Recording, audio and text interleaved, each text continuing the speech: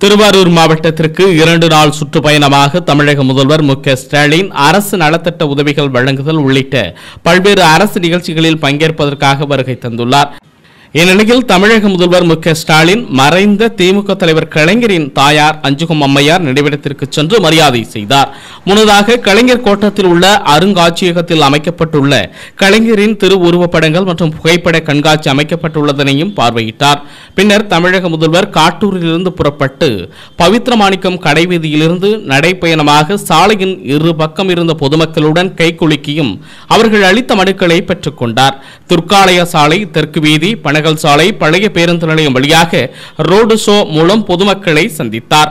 அப்போது திருவாரூர் மாவட்டம் முழுவதும் வருகை தந்த கட்சி நிர்வாகிகள் குழந்தைகள் முதல் பெரியவர்கள் வரை முதல்வருக்கு கை கொடுத்து புத்தகம் வழங்கினர்.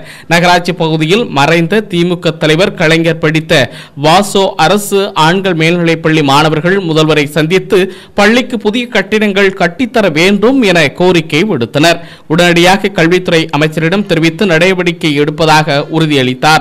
பொதுமக்கள் கோரிக்கை மனுக்களை பெற்றுக்கொண்ட முதல்வர் தொடர்ந்து ரயில்வே மேம்பாலம் பகுதியில் அமைக்கப்பட்டுள்ள மண்ணின் மைந்தரும் முத்தமிழ் அறிஞர் முன்னாள் முதல்வர் கலைஞரின் 9 அடி உயர வெண்கல சிலையை முதல்வர் ஸ்டாலின் திறந்து வைத்தார். இந்த நிகழ்ச்சியில் உள்துறை அமைச்சர் கே.என். நேரு, தொழில்துறை அமைச்சர் டி.ஆர்.பி. ராஜா, திருவாரூர் சட்டமன்ற உறுப்பினர் பூண்டி கே. கலைவாணன் உள்ளிட்ட பலர் கலந்து கொண்டனர்.